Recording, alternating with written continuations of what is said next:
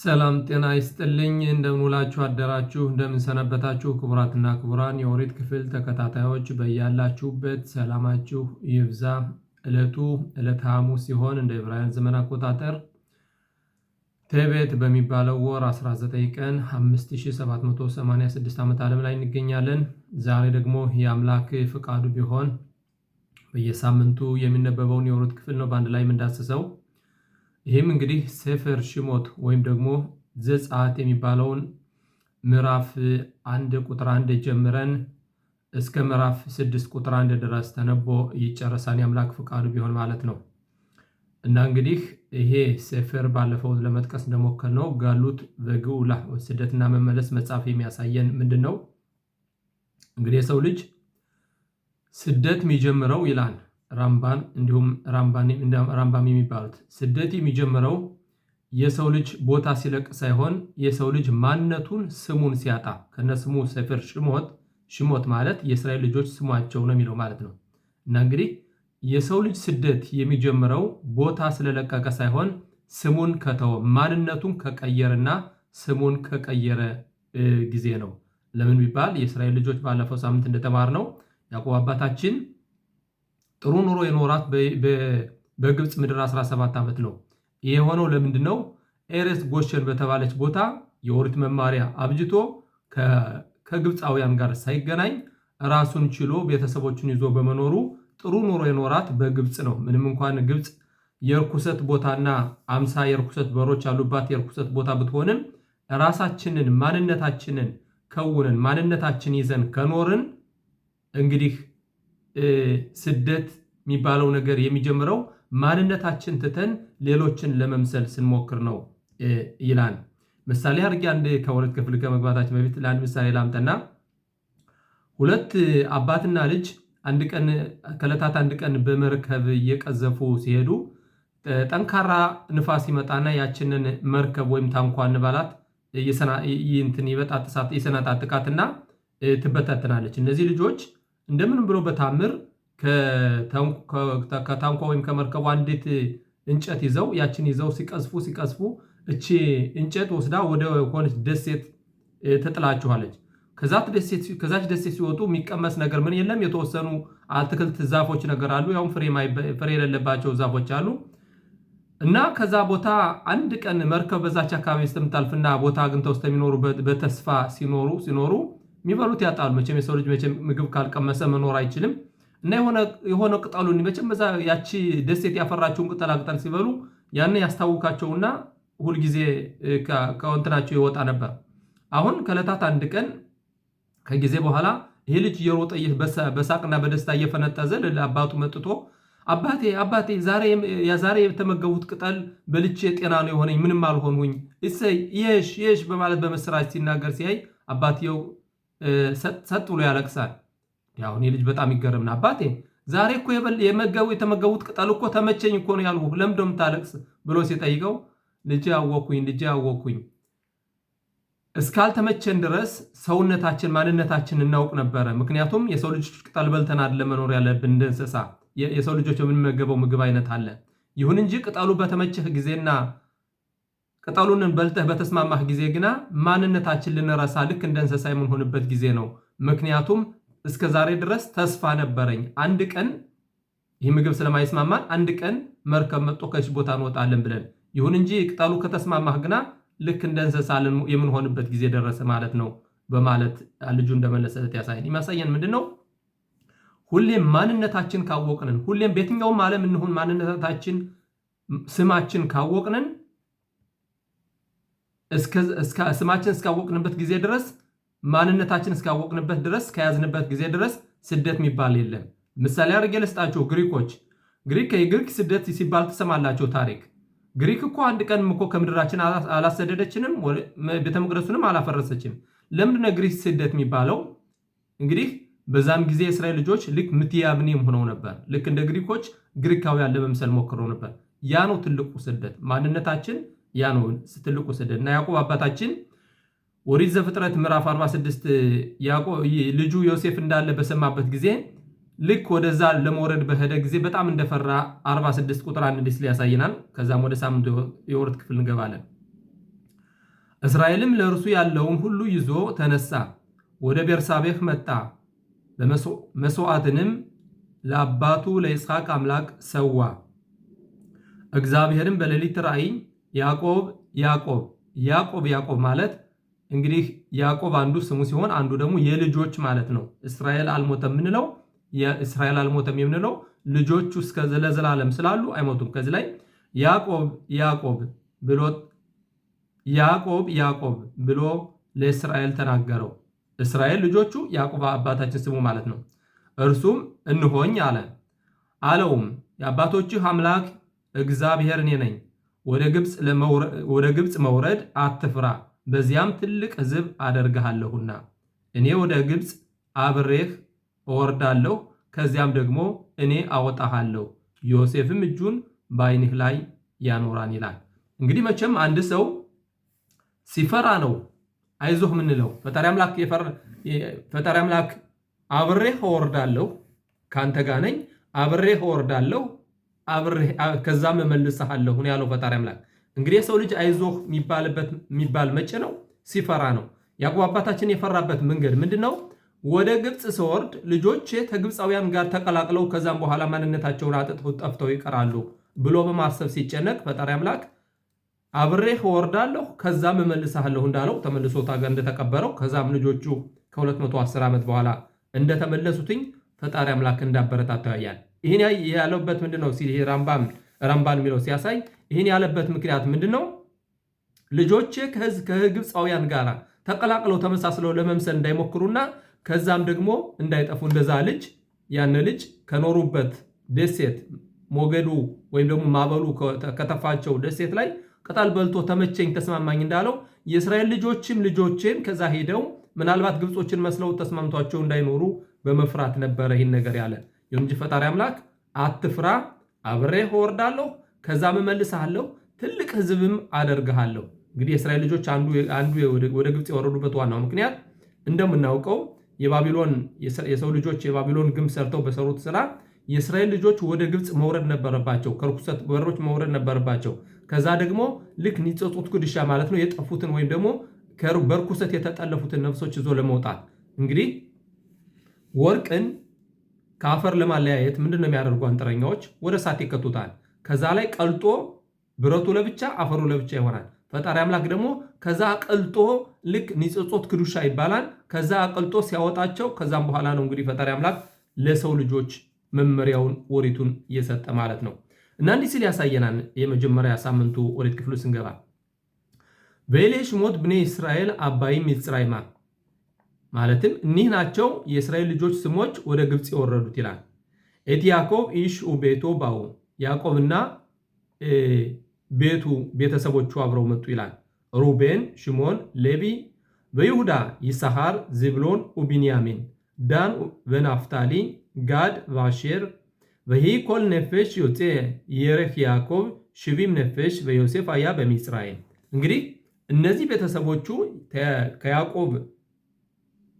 ከያዕቆብ የወጡትኝ 70 ነፍሶች ናቸው ወደ ግብፅ የወረዱ። ዮሴፍም ከግብፅ ነበር ሲል ያሳያል። እና እንግዲህ ኤሌ ሽሞት ማለት እነዚህ ስማቸው ማለት የእስራኤል ልጆች ስማቸው ይህ ስማቸው ነው። እንግዲህ በፈጣሪ አምላክ የተመረጠና እንግዲህ ፈጣሪ አምላክ ዓለምን በ1996 ዓመት ዓለም ከተፈጠረች ወደ 70 ቋንቋ አድርጎ ዓለምን ሲበትናቸው በዛን ጊዜ አብርሃም አባታችን አብርሃም አይብሬ የተባለ ነበር የቅዱስ ቋንቋን ይዞ ለብቻው የቀረ ባለፈው ተምረነዋል። እና እንግዲህ የእስራኤል ልጆች እንግዲህ 70 ነፍስ ሆነው ወደ ግብፅ የወረዱት ምንድነው? የሰባዎችን ሽቢም ኡሞት ይባላሉ ወይም ደግሞ የ70 ዓለም ሀገራቶችን ኒጾጽ አክዱሻ ለማውጣት ነው። እንግዲህ እንዳልነው ወርቅ ወደ እሳት ተከቶ ቀልጦ እንደሚወጣው እነሱ ቀልጠው በመውጣት እንግዲህ የ70 ሀገራቶች ተወካይ ሆነው ነው ወደ ግብፅ የወረዱት። እንግዲህ ሽቢም ነፌሽ ማለትም 70 ነፍስ ሆነው ወደ ግብፅ ወረዱ ሲል ያሳየናል። በያሙት ዮሴፍ እኮል ኻብ እኮል አዶራሁ እንግዲህ ዮሴፍም ሞተ፣ ያነ ትውልድ ሁሉ ሞተ። እንግዲህ ያዕቆብ የፈራው ፍርሃት ከዚህ ላይ ነው የሚደርሰው ማለት ነው። ለምንድነው ስንል በያሙት ዮሴፍ በኮል ኻብ በኮል አዶራሁ ወብኔ እስራኤል ፓሩ በይሽረጹ በይርቡ በያጽሙ በመኦድ በቲማሌ አሬጽ ወጣ። የእስራኤል ልጆችም በዙ ተባዙ፣ በመወድ መወድ ማለት በብዙ ብዙ ብዛት ተባዙ በትማሌ አሬጽ ኦታም ይላል። በትማሌ አሬጽ ኦታም አገሪቱ እሷን ተሞላች። እንግዲህ አሁን ከዚህ ላይ ማየት ያለብን ምንድን ነው? መጀመሪያ እነዚያ ትውልዶች 7 ትውልዶች ዮሴፍም ወንድሞቹም ያዕቆብ አባታችን በነበሩበት ጊዜ ኤሬጽ ጎሽን ትባላለች ራሷን የቻለች ከተማ። በዛች ነበር ራሳቸውን ችለው የኖሩት የነበረ ከማንም ሳይደበለቁ ማንነታቸውን እንደያዙ። እንግዲህ የእስራኤል ልጆች አንድም ከግብፅ የወጡበት ሆነ ይህንን ወደ ምዕራፍ 15 የምናየው ነው። ኤሌሉ አቦዳ ዛራ ኤሌሉ አቦዳ ዛራ፣ እነዚህም ባዕድ አምልኮት አምላኪዎች ናቸው፣ እነዚህም ባዕድ አምልኮት አምላኪዎች ናቸው። ለምንድን ነው የእስራኤል ልጆች መርጠህ የምታወጣው ብሎ ነው እንግዲህ የግብፅ መላእክት ፈጣሪ አምላክን የተከራከረው። ይህ ማለት ምንድን ነው? በትማሌ አሬጽ ኦታም ማለት እነዚህ ትልልቆች አባቶች ምሰሶዎች ያዕቆብ አባታችን እንዲሁም የዮሴፍ ጻድቅ ወንድሞቹ በሞቱበት ጊዜ እነሱ በዙ ተባዙና ትማሌ አሬጽ ኦታም ማለት ነው በሁሉም የግብፅ ምድር ተስፋፉና አብረው እንደ ግብፅ መሆን ሞከሩ ማለት ነው። የዝን ጊዜ ነው እንግዲህ መከራ የሚመጣ። የዝን ጊዜ ማንነታችን ስናጣ፣ የዝን ጊዜ ራሳችንን ስተን ሌሎችን ለመምሰል ስንሞክር፣ በዛን ጊዜ ነው እንግዲህ ፈጣሪ አምላክ መከራ የሚያመጣው። እንዴት ነው ከዚህ ላይ የሚያለው? እንዴት ነው የሚለው? በያሙት እነሱ ከሞቱ በኋላ ኦብኔ እስራኤል ፓሩ በዙ ማለት ነው። በይሽረጹ ተባዙ፣ በጣም ተባዙ ማለት ነው። በይርቡ በያጽሙ በመወድ መወድ በቲማሌ አሬጽ ኦታም አሬጽ ማለትም ያች ሀገር እነሱን ብቻ ሞላች ማለት ነው። ከዚህ ላይ ምን ይላል ምድራሽ? ወደ ግብፅ ደው ተሞሉ፣ ሱቆችን እነሱ ያዟቸው፣ ቲያትራዎቱ የተባሉት ነገር በእነሱ ሁሉ ሞሉ።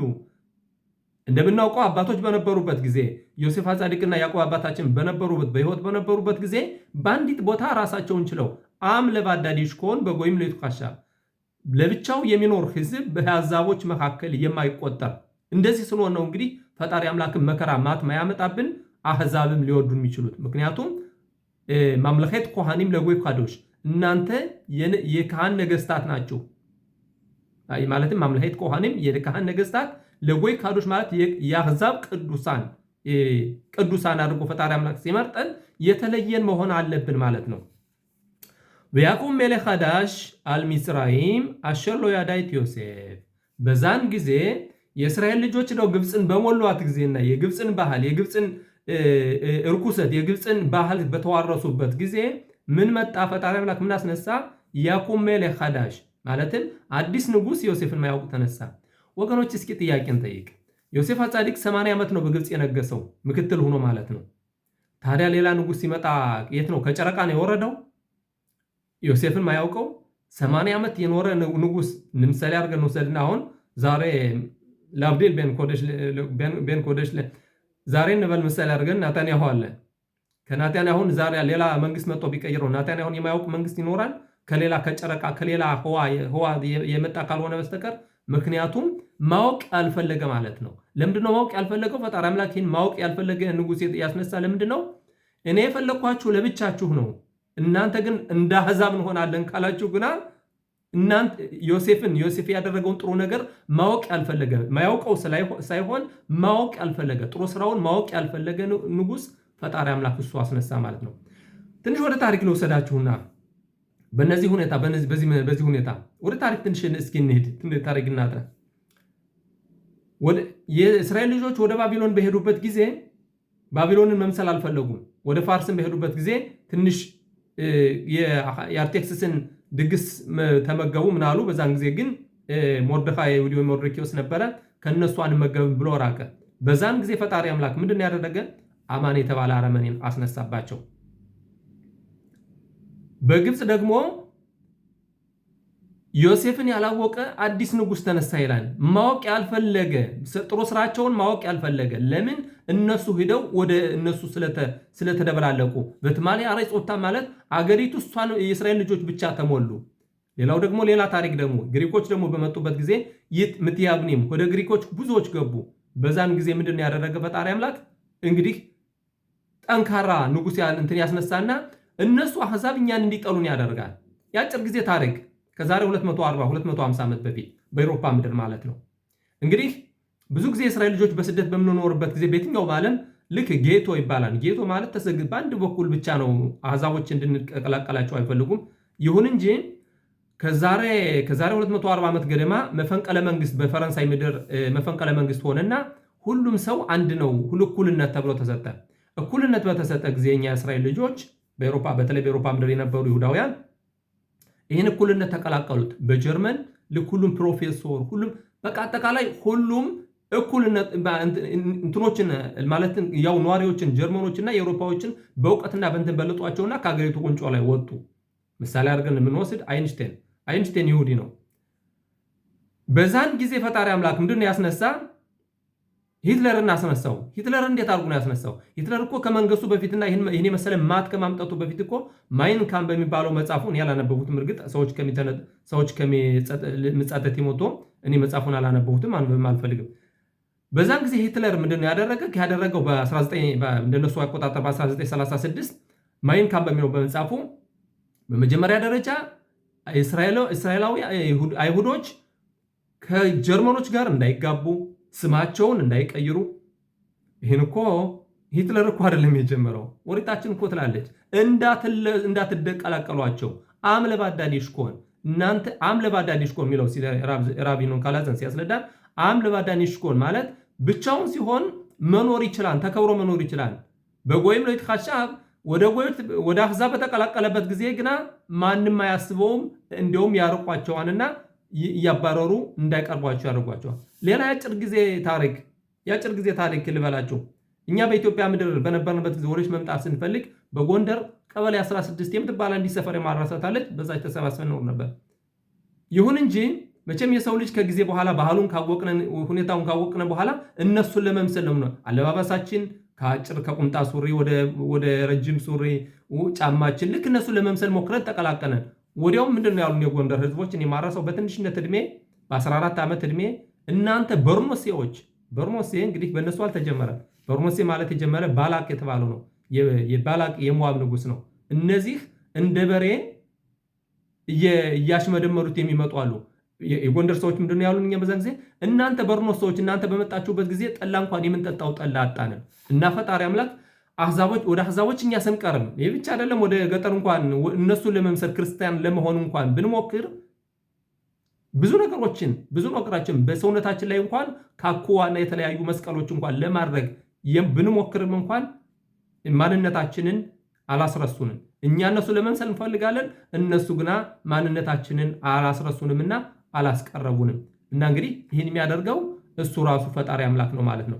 ለምን ቢባል እኛ ማንነታችን ከረሳንን አምለባዳዲሽኮን ለብቻው የሚኖር ህዝብ የሆነ ስማችን ከረሳንን ማንነታችን ከረሳንን በዛን ጊዜ ፈጣሪ አምላክ አሕዛቦችን በማስነሳት እንደነሱ ወደ እነሱ እንዳንቀርብ ያረቀናል ማለት ነው። ከዚህ ላይ ምን ይላል መሰላችሁ? ሂዱሽ ራምባን የሚባለው ራቢ ሞሼ በር ናህማን የተባለ ከዛሬ 700 ዓመት በፊት የነበረ በኤሌ ሽሞት ብኔ እስራኤል ሲል ይጠይቃል።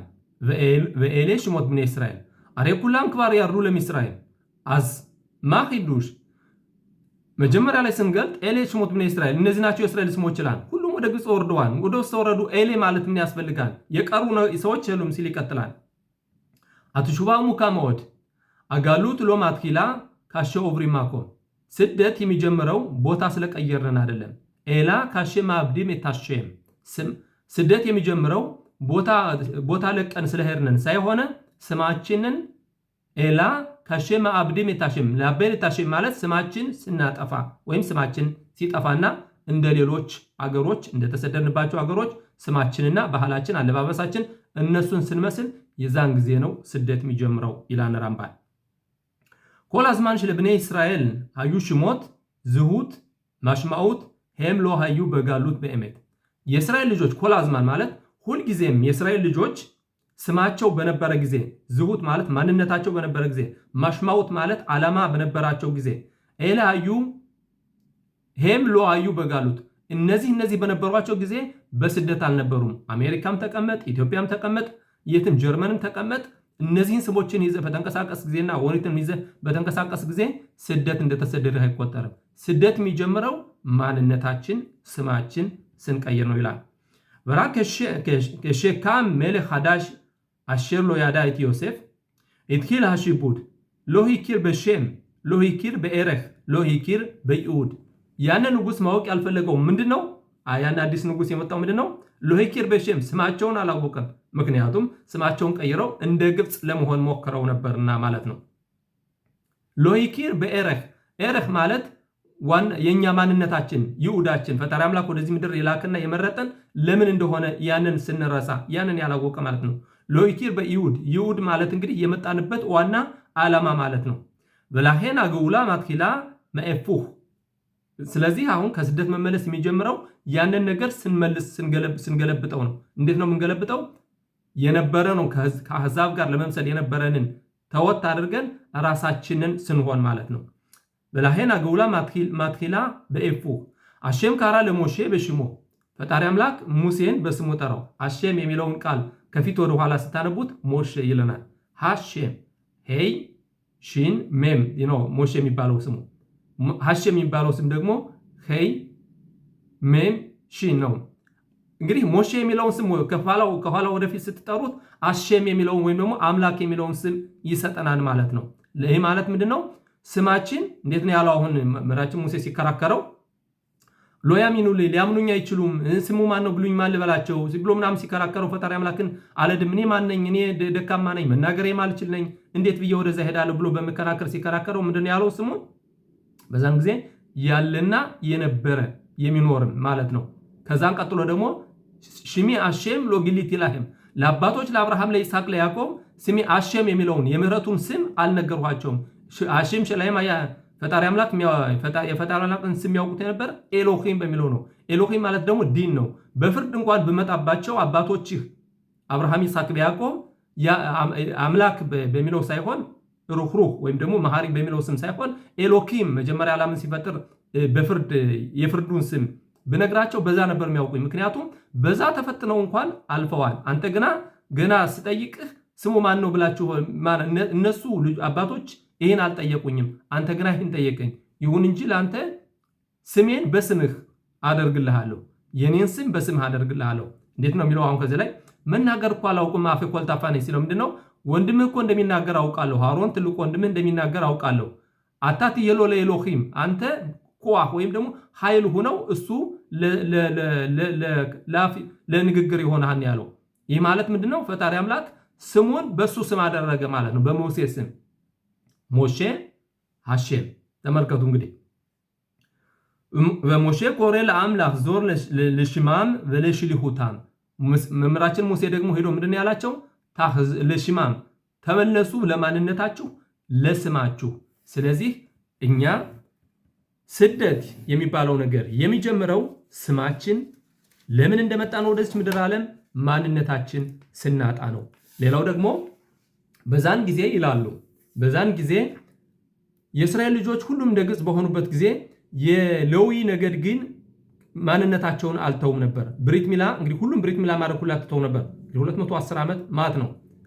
የእኛን ወገኖች 2500 ዓመት ተቀምጠን ብዙ ነገር ተረሳ፣ የቃሉ ወሬት ተረሳ፣ ሌላ ባህል የሌሎችን የአሕዛቦችን ባህል ተላበስን ስንል 2500 ዓመት ተቀምጠን ነው። ተመልከቱ እንግዲህ 210 ዓመት ተቀምጠው ነው እንግዲህ ማንነታቸውን ለመርሳት የበቁ።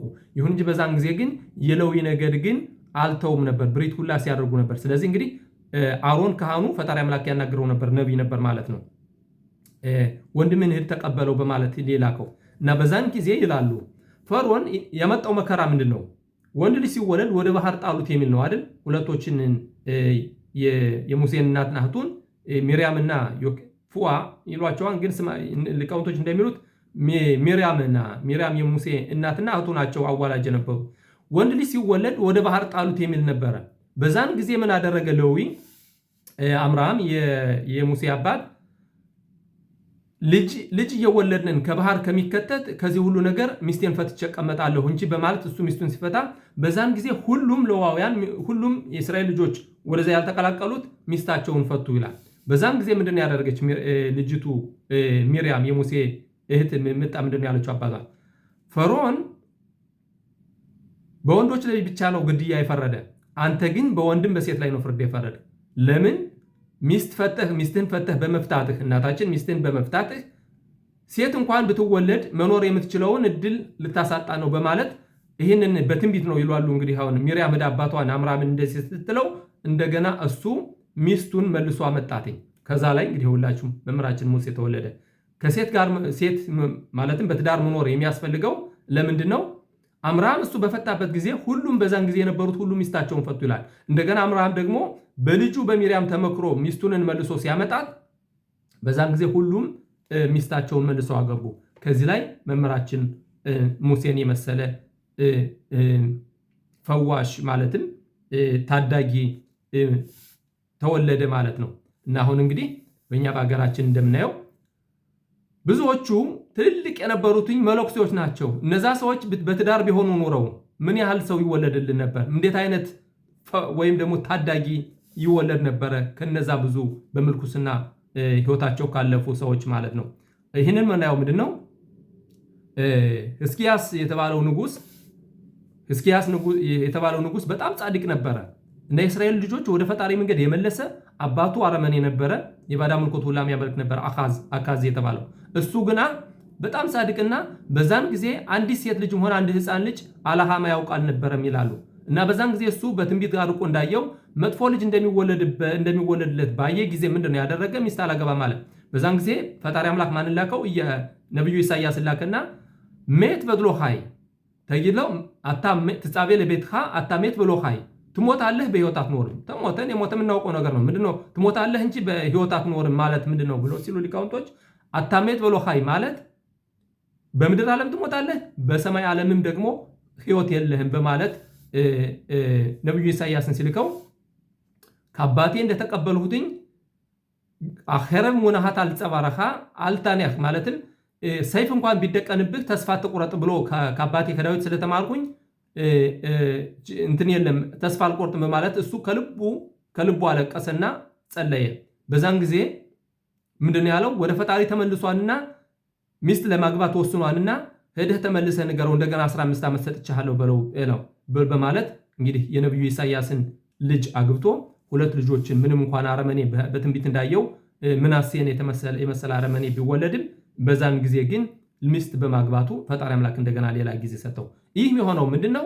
የፈለገ ይሁን ምንም ይወለድ ምንም ገና ፈርዖን ወንዱ ልጅ ይገላን ብዬ ሚስት መፍታት አልነበረብህም በማለት ሚሪያም ይህን የመሰለ እንደገሰጸችውና ይህን ሕዝቅያስን ደግሞ ነብዩ ኢሳያስ እንደገሰጸውና እንደገና ሚስት አግብተው ልጆች እንደተወለዱ ከአብርሃም ማን ተወለደ? መምህራችን ሙሴ። ከሕዝቅያስ ደግሞ ተነብዩ ሕዝቅያስ ደግሞ ምናሴ የተባለ አረመኔ ምንም እንኳን ለ23 ዓመት ፈጣሪ አምላኩን ያስቆጣ ቢሆንም እንደገና ከስደት ተመልሶ ደግሞ ቀሪውን 22 ዓመት በአጠቃላይ 55 ዓመት ነው የነገሰ ወደ ፈጣሪ እንደተመለሰ ይናገራሉ ማለት ነው። እና ቀጠል በማድረግ ደግሞ ሁለተኛ ላይው የፈለጉት ምንድነው? ጊዜው ሲሄደ ነው። ወደ ምዕራፍ 4 ቁጥር 18 ላይ ደግሞ እንዲህ ሲል ያሳየናል። ከነገራችን ላይ እንዲህ ሲል ያሳየናል። וילך משה וישוב אל יתרו חותנו ויאמר לו אלחנה ואשובה אל אחי אשר במצרים וירא עוד החיים ויאמר יתרו למשה לך לשלום። እንግዲህ መምህራችን ሙሴ ከፈጣሪ አምላክ ትእዛዝ ሲታዘዝ ምንድን ያለ? ሄዶ መጀመሪያ ፍቃድ ጠየቀ ለላማቱ ለይትሮ። ምንድን ያለው? ወንድሞቼ ድንገት በህይወት ይኖሩ እንደሆነ በግብጽ ምድር እስኪ ሄጄ ላያቸው ፈልጋለሁ፣ ፍቃድህን እሰጣለሁ ብፈልጋለሁ ቢለው ምንድነው ያለው? ይትሮ ለህ ለሻሎም የሚለው እንግዲህ አንድ ሰው ወደ ማይቀረው በሚሄድበት ጊዜ በሻሎም ይላል። አንድ ሰው ግን በሰላም ይመልስ ለማለት ግን ለህ ለሻሎም። ይህን ከማን ነው ምንም አለው? ከይትሮ ማለት ነው። ይትሮ ብዙ ነገሮች ያስተማረን አለ። ከዚህ በተጨማሪ ማለት ቀጠል አድርጎም ወዮመር አዶናይ ኤል ሞሼ በሚዲያን ለህ ሹ ሚጽራይም ኪ ሜቱ ኮል አናሺም አመባክሺም ኤት ነፍሽሃ። ምንድነው ያለው ፈጣሪ አምላክ መምህራችን ሙሴን? ተመለስ ሂድ፣ አንተን ሊገሉ ሲያሳድዱ የነበሩትኝ ሞተዋልና ተመለስ ሂድ በማለት ይልከዋል። ወይካህ ሞሼ ትሽቶ ቤት ባና ወያርኪቤም አልሐሞር ወያሹብ አርጻ ሚጽራይም ወይካህ ሞሼት ማቴህ አይሎኪም በያዶ። መምህራችን ሙሴን ልጆቹንና ሚስቱን ይዞ ልጆቹን ከአህያ ላይ ጭኖ ወደ ግብጽ ተመለሰ። የፈጣሪ አምላክን ያችን ብትርም ይዞ ነበር ይላል። ማለትም ወይካህ ሞሼ ኤት ማቴ አይሎኪም በያዶ የፈጣሪ አምላክን ብትርም በእጁ ይዞ ነበር ሲል ይቀጥላል። ወዮመር አዶናይ ኤል ሞሼ በለኽትኻ ላሹ ሚጽራይማ ርኤ ኮላ ሙፍቲም አሸር ሳምቲ በያድሃ ቫሲታ እፍኔ ፈሮ ባኒ አሐዘክ ኤት ሊቦ ወሎ ይሽላኽ ኤት አም። ይህን ያሳየውን ሁሉ ታምር ታደርጋለህ፣ ግን ልቡንን ጠንካራ አደርገዋለሁ እሱንን ለመቅጣት ህዝቡን ግን አይለቅም ይላል።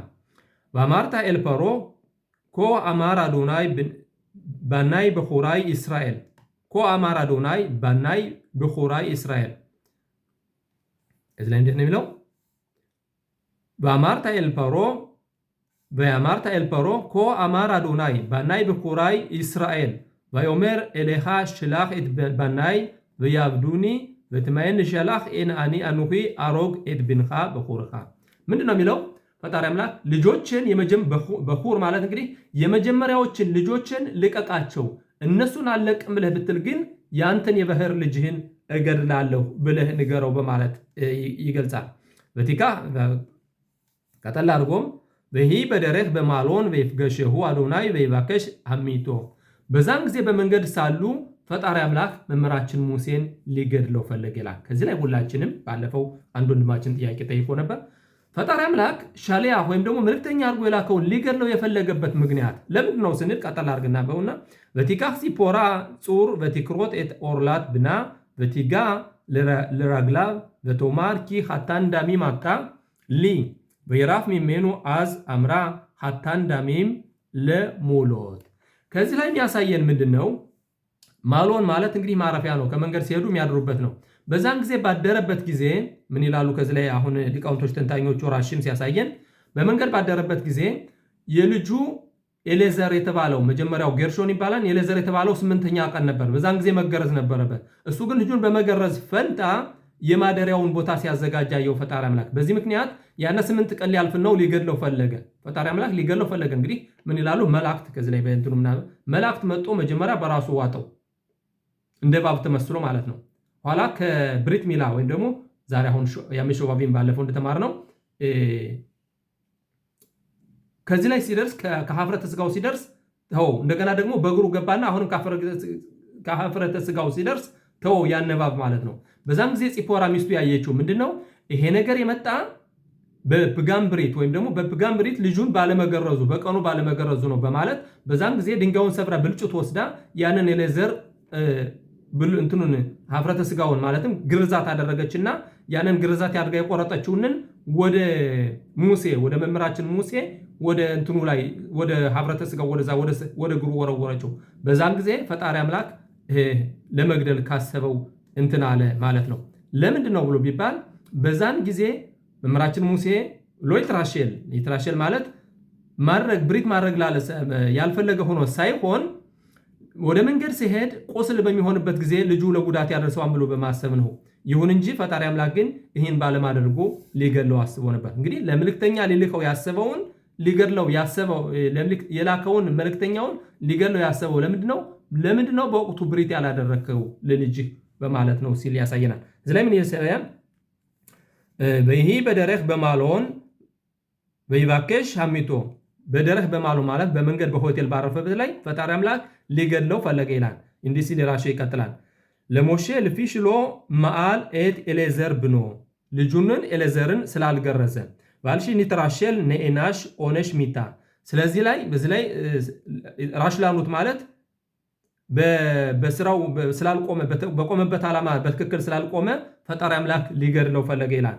ታንያ አማር ራቢዮሲ ሐስበ ሻሎም ሎኒ ትራሼል ኤላ አማር አሞል ወይጼ ለደረህ ሳካናሂ ለቲኖክ አድ ሽሎሻ ያሚም አሞል ወይሴ ሽሎሻ ያሚም አካዶሽ ባርኩ ፂቫኒ ለህ ሹብ ሚስራይም ወምፕኔማ ነይናሽ ሚታ ለፊሽኒ ታሰግ በማሎን ትሂላ በማስ ነደሪም ባያ አማላህ ነያሳ ከሚን ነኻሽ ወቦለኦ መሮሽ ועד ירחב וחוזר ובולעו מרגל ועד אותו מקום הבינה והבינה ציפורה שבשביל המילה הוא ותיקח እንግዲህ በአጠቃላይ ትንሽ አጠር አድርጎ ሊረዝምብን ነው።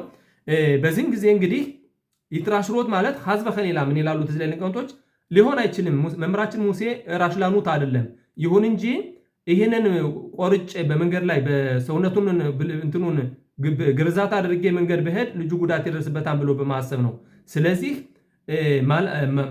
መላእክት መጥቶ እንግዲህ በላይ በራሱ ዋጠውና እስከ ሀፍረተ ስጋው ደረሰ። እንደገና ደግሞ ተመልሶ ደግሞ በእግሩ ዋጠውና ልክ እስከ ሀፍረተ ስጋው። በዛን ጊዜ እቺ ፂፖራ የተረዳችው ምንድነው?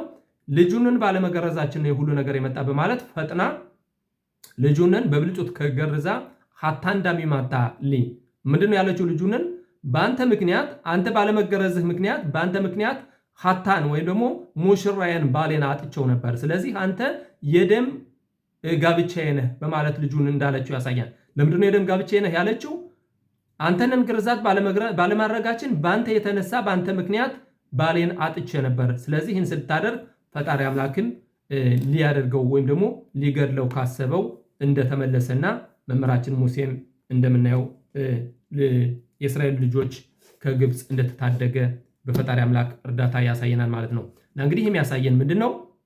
ባለፈው እንደተናገርነው በዚህ ሰሞን የፕጋም ብሪት የሚባል አለ። ፕጋም ብሪት ስንል የግዴታ በህልማችን ከምናየው ብቻ ሳይሆን ብዙ ነገሮች አሁን ዛሬ በተለይ በጊዜያችን ይሄ ማክሽር ቴሌፎንና ይሄ በቴሌቪዛ የሆኑ ማየት የሌለብን ነገር በምናይበት ጊዜ ያን ነገር ለመጥፎ ነገሮች ይገፋፋናል፣ ላልሆነ ነገሮች ይገፋፋናል። በዛን ጊዜ ይሄን ፕጋም ይሆናል። ይሄ የምናየው ምንድነው? ራሱ መምህራችን ሙሴን እንኳን ፈጣሪ አምላክ በዚህ ምክንያት ሊገድለው ፈልጎ እንደነበር እና አሁን እንደነዚህ ፓራሻት አሾባ በእነዚህ ያሜሾባቢን በሚባሉት በአምስቱ የኦሪት ክፍሎች ብዙ ነገሮችን እርማት አድርገን ይህን ፕጋም ብሪት ወይም ደግሞ ይህን የቃል ኪዳን ብሪት ወይም የግርዛት ቦታ አርማት ማድረግና መንት ማለት እንችላለን። ይሁን እንጂ የምናደርገው ግን በኦሪት ስነድ ፈጣሪ አምላክ ባዘዘው ስነድ ከመምህራችን ሙሴ ስናይ ከጻድቁ